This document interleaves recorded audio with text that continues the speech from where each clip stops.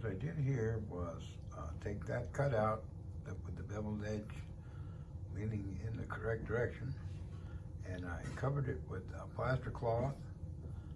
Soaked that down. That plaster cloth I had was old, been sitting on the shop for a year.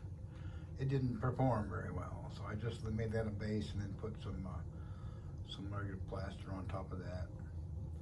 And there are a lot of little paper contours. I wrinkle up little bits of paper and tape it under the cloth and then put the cloth down. So yeah, I tried to pat some waves in with my hand. I think I got waves. So that'll harden. We'll let that harden till tomorrow, and then first we'll make sure the boat can detect the magnet through that. And we know how well it works on the styrene, but now it's got plaster on top of styrene. But I think we're going to be good. I got some larger magnets to put on the chain. There you go.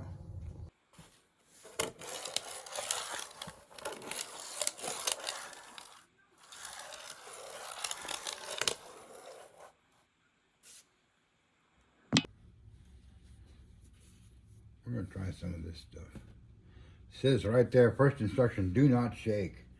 Clearly they don't want us to make bubbles. So what it says is to make your cavity, then plaster your cavity, then decorate your cavity, and then put your water on. I've tried to make some contours. They were little high ridges. I sanded that down. And then I started with Testors Flat Sea Blue. You can see a little bit of it, remnants here. I put sea blue throughout, and then I put black. I did a little too circular with my black there, but I'll get over that. There are some lines, but we'll put some water effects on there.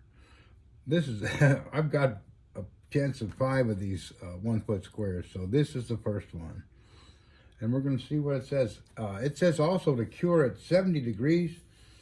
It's never 70 degrees in our cellar. I've got a kerosene furnace burning real close, and I've got the wood stove going on high. It says to pour to a depth of 1/8 of an inch and use yourself a craft stick. Of course, I've got a bottle of craft sticks, whatever the heck that is. And now we're going to, this liquid is cold, but I don't think, I think it's warm enough down here. It says to pour some of your goop on here to about 1/8 of an inch.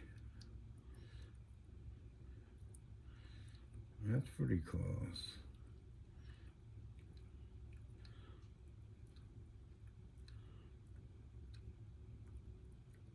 And then it says to take a craft stick and push the material out to the edge. I don't know about that. I know that's a bubble right there.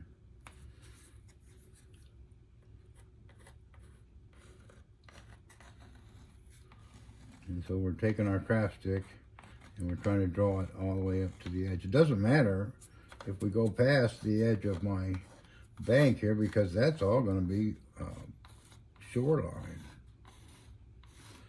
Different rocks and plants and all sorts of things. Again, we'll get a water effect and go back and touch up any of these places that aren't quite right. This is about right. Pull it all the way around. Don't make any bubbles. They're not going away.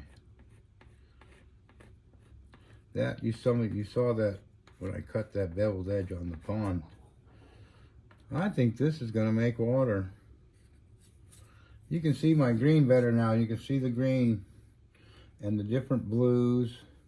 The black is not as circular as I thought, and right now the strokes have gone away, the brush strokes, but it's going to dry clearer. It's milky, cloudy right now, but it's going to be clear in 24 hours according to the instructions. And now I just got to burn 50 bucks worth of kerosene to get it there. So there you go. This is looking pretty good. So yeah, dust is going to be my problem for the next 24 hours. We can keep it warm, but it's over here by the steps, and it'll be rained upon by dust. So I built this cover. That's a piece of foam board that was a practice piece, and I got it raised up on some pieces of equipment, track and such. I also, after I had poured all the water, I kind of wiggled it around a little bit to make sure that it went all the way up to the end of the banks. And then I made sure it was level. I put a little level on it and braced it up with a bunch of the tongue depressors that we now call craft sticks. And so yeah, I'm not gonna come down here until tomorrow. Unless of course I have to do the laundry. Oh, crap.